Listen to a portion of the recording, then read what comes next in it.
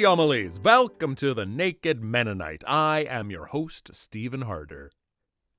So if you were here with us last week, you know we were looking at a video from a creator that took me right back to my 20s when I was a closeted Christian, drowning myself in ex-gay ministry material, and it was not going well, PTSD aside. But we're not done. Mr. Taylor Simon Maxwell has even more nuggets for us in his video entitled Ex-Gays in the Bible No One Talks About. So let's see what other nuggets he's got for us. Please, Mr. Taylor, continue.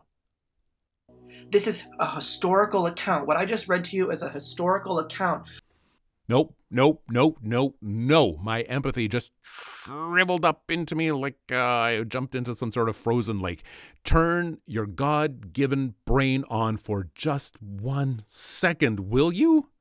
What you read is a translation of a translation of an interpretation of a translation of what someone wrote down once a long time ago. Even if this letter was written by Paul, which historians conclude that it probably was, along with help from some other guy. We have no way to verify how accurate the copies of it are against the original. Nor do we know how valid the claims made in it are.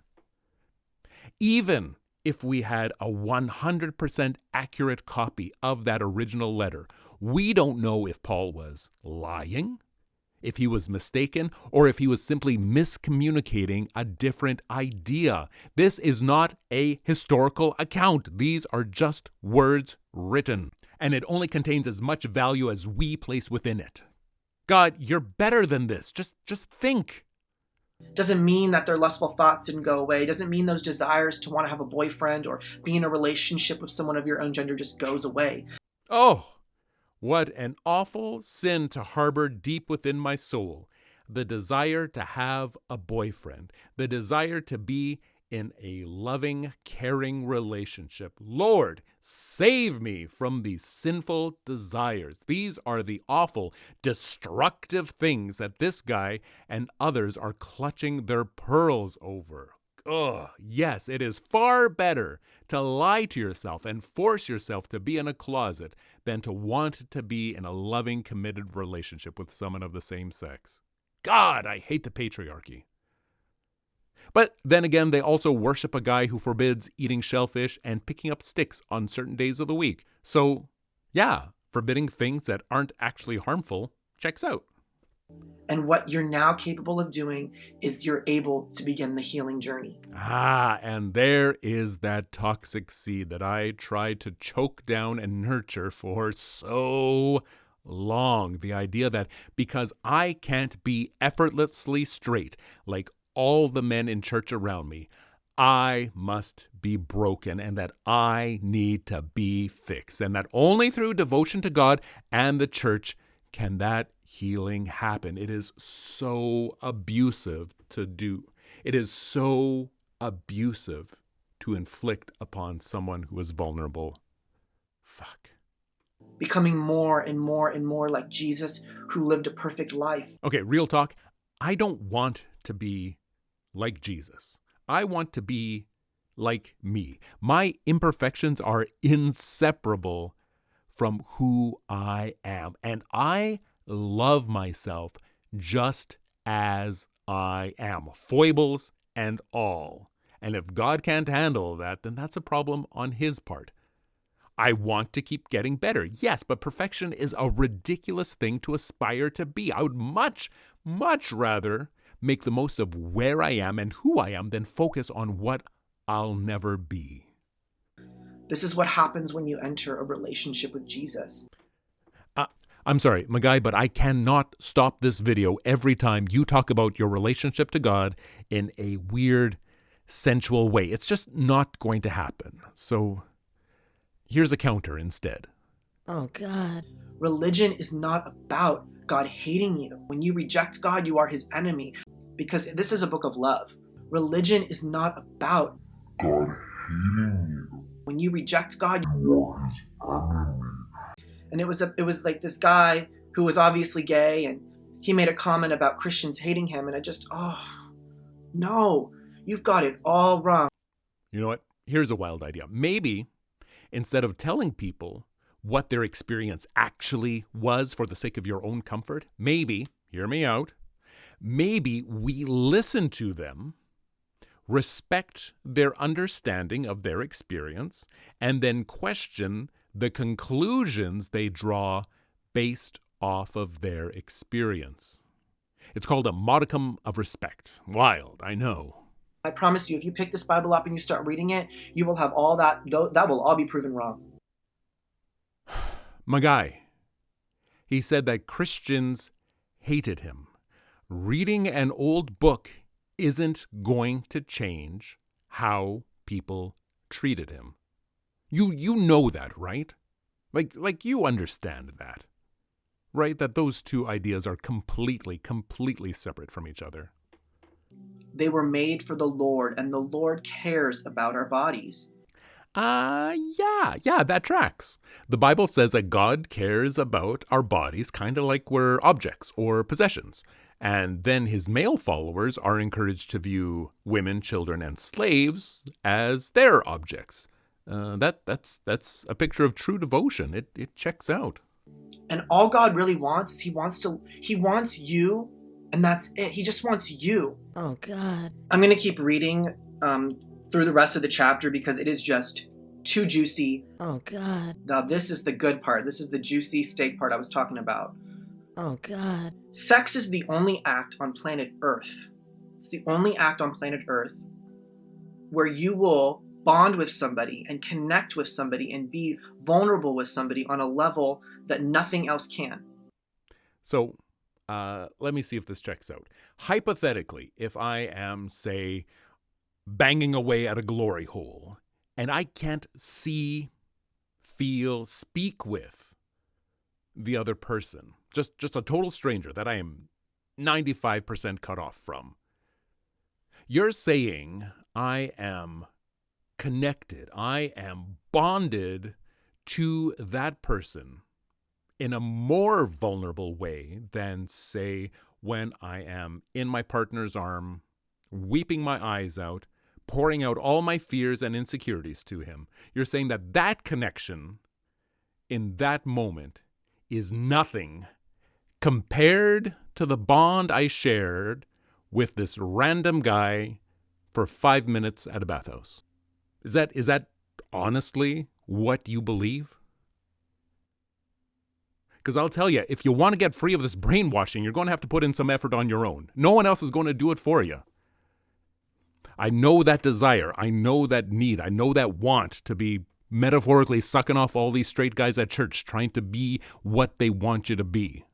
But there comes a time when you got to be honest, engage your brain, and say, this doesn't make sense. But that's on you. It is also, I might even say, the only act that requires all of your mind, all of your body, and all of your spirit in a way that you use that doesn't get used that way with another human being. All of your mind. Sex requires all of your mind and all of your body. Are you kidding me? You don't honestly believe that, right? How many wives have planned out next week's menu while their husbands are pumping away on them? You think she couldn't be reading a book at the same time if she wanted to? And all of your spirit? I don't even know what a spirit is. So actually, it's not that hard to imagine. If sex requires 100% of your spirit, and we don't know what spirit is, 100% of nothing is still nothing. So that checks out.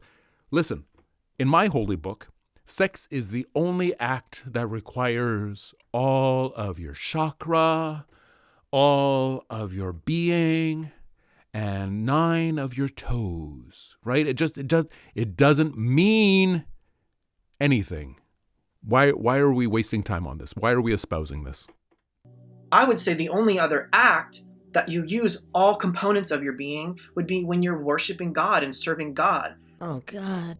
And you use it in a way that binds you and connects you and bonds you with that person, all while being remarkably vulnerable. That claim is going to need some data to back it up. I have forgotten more sexual partners than I remember. And you're trying to tell me that I've connected and bonded with them? And also, no vulnerability is required for sex. Hell, nudity isn't even required. What are you even going on about? An iPhone was made for what? To call and to text and to browse the internet, right? But if I went and made a smoothie and I put my iPhone in the blender, I would be using my phone for something it wasn't designed to do. Yes, but we can also develop new uses for things outside of their design, right? Like, my childhood VCR wasn't designed to raise up a tablet, but it still does a cracking good job at it. And don't get me started on this idea that things like putting a breathing tube right next to a drinking tube is a part of perfect design, because I ain't buying it. There you go. People want to say God hates you. You are his enemy. He cares about you. It says it right here. Enemy. And the Lord cares about our bodies.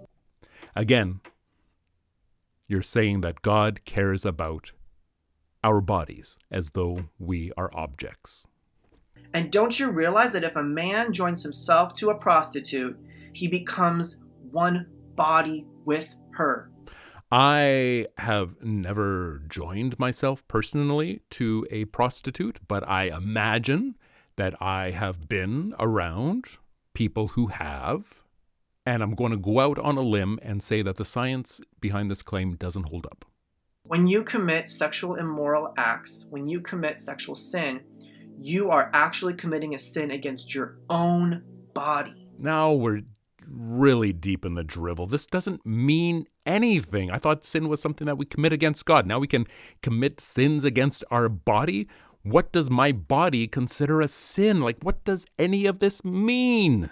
The Bible is saying sexual sin is so bad for you. The repercussions are some of the worst. It is not. If I stole 50 cents out of my mom's purse, 100% still a sin. And according to God's standard, I don't deserve to go to heaven because of that. That's how perfect and holy God is. That is so fucked up. Why should God burn you forever for stealing 50 cents?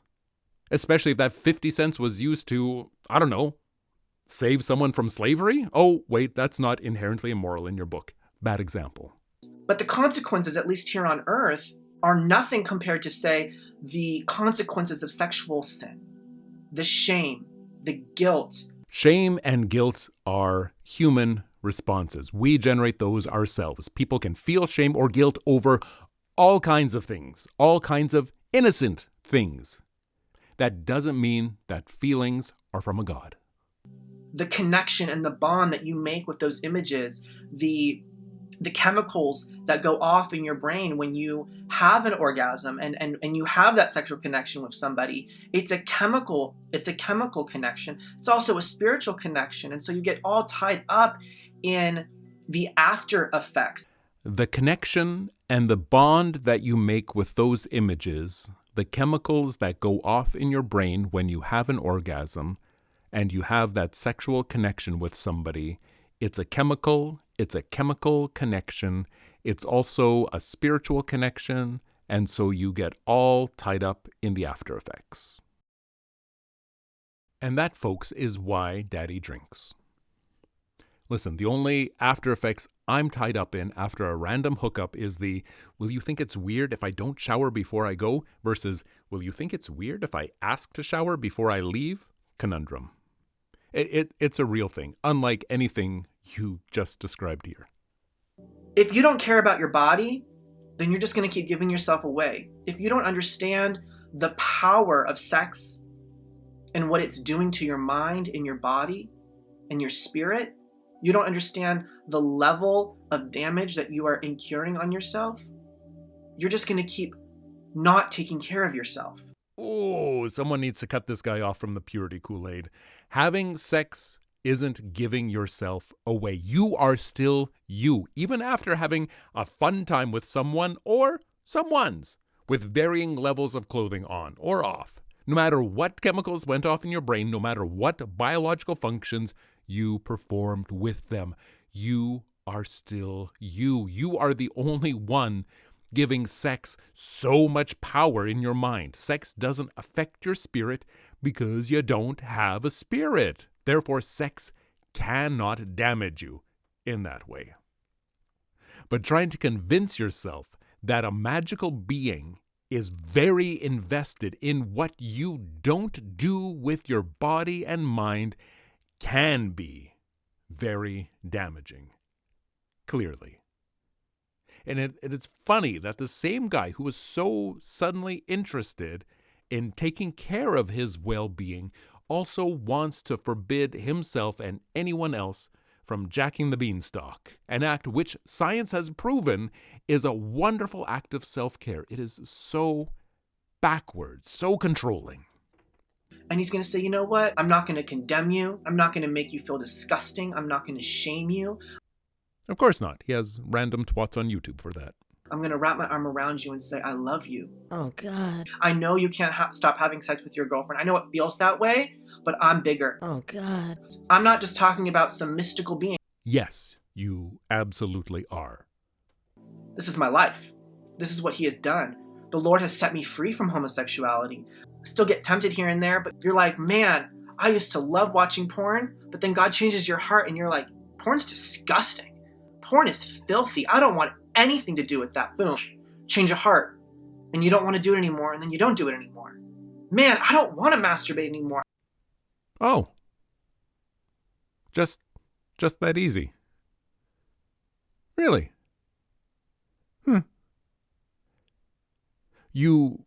You do know what the Bible says about liars, right? But, the most beautiful word in the whole Bible, but, because it is just too juicy. If it was up to me and my flesh, I would say, forget what the Bible says. I'm going to go out and live the sex-crazed life that my flesh craves. But this is what God does, is he changes your desires. Oh, that is rough. This guy is so scared of what he's told himself self-acceptance looks like. He thinks it's a non-stop series of orgies and circuit parties and dozens of men under the dick dock at night, as if we don't also have jobs and families and bills to pay. But I get it. I first questioned my sexuality during the 90s, and I desperately clung to my faith because I feared that without it, I'd end up dead of AIDS. So I understand the fear, and it is all self-generated. God is showing me that I'm to elevate my view of sex and sexuality, and it's this beautiful thing. It's called lovemaking, and it's bound in covenant by God, and it's beautiful, and it's holy, and it's intimate. Again, this guy is so wrapped up in how to drain his dragon. It's the pink polar bear thing, right? You tell yourself not to think about a pink polar bear, and boom, you're going to think about it. He'll find so much freedom when he just accepts himself and drops this impossible standard. He's the one giving this so much power in his life. Oh, the freedom I found when I stopped giving sex so much power in my life. But it's going to continue. He'll continue to have power in his life so long as he values so much the opinion of straight men in his church over living honestly. And so, you know what? I'm going to reserve that, and I'm going to say, you know what, God, give me a new virginity. Oh, Lord, save this poor boy. Save him. He's drowning in purity culture Kool-Aid, Lord. Please save him. And that I would live abstinent for you until you have that spouse for me, God. Gross. So many unhappy marriages built off this stupid foundation.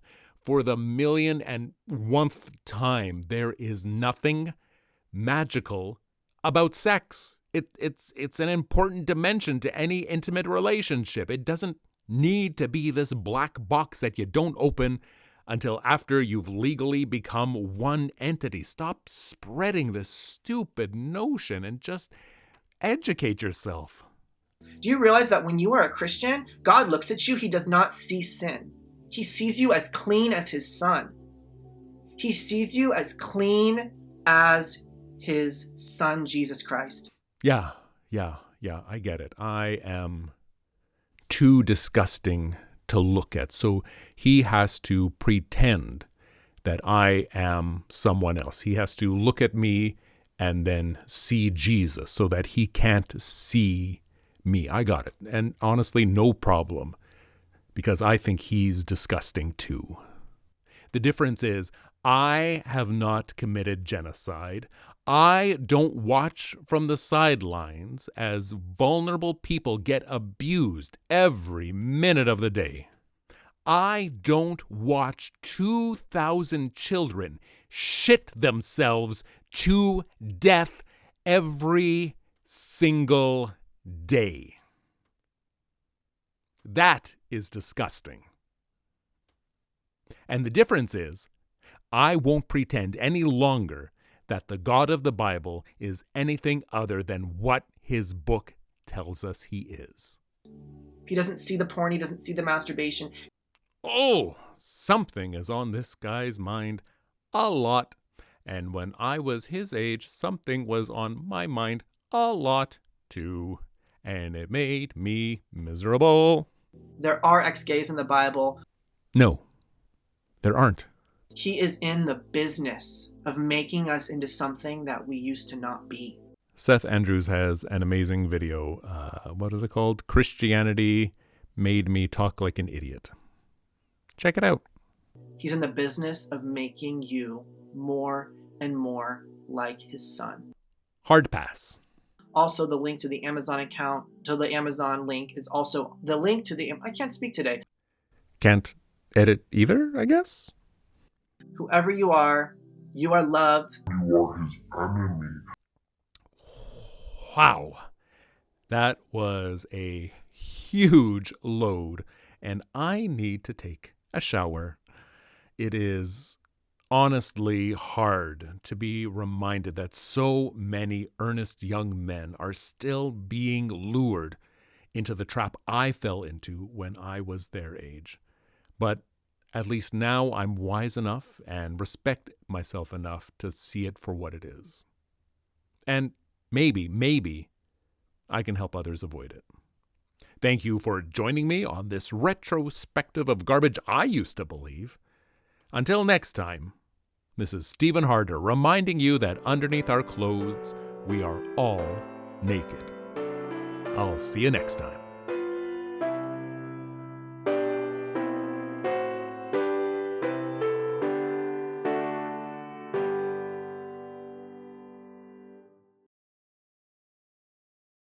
But, the most beautiful word in the whole Bible, but, because it is just too juicy, and because of that you were made but holy. You used to not be but holy, but now you are but holy because of what God did for you. And he's going to say, you know what? I'm not going to condemn you. I know you can't stop having sex with your girlfriend. I know it feels that way, but I'm bigger. I'm not going to make you feel disgusting. I'm not going to shame you. I'm going to wrap my arm around you and say, I love you. I'm going to wrap my arm around you and say, you know what? Son, daughter, I know you're struggling with but. Sex, but. This is the good part. This is the juicy steak part I was talking about. This book is alive.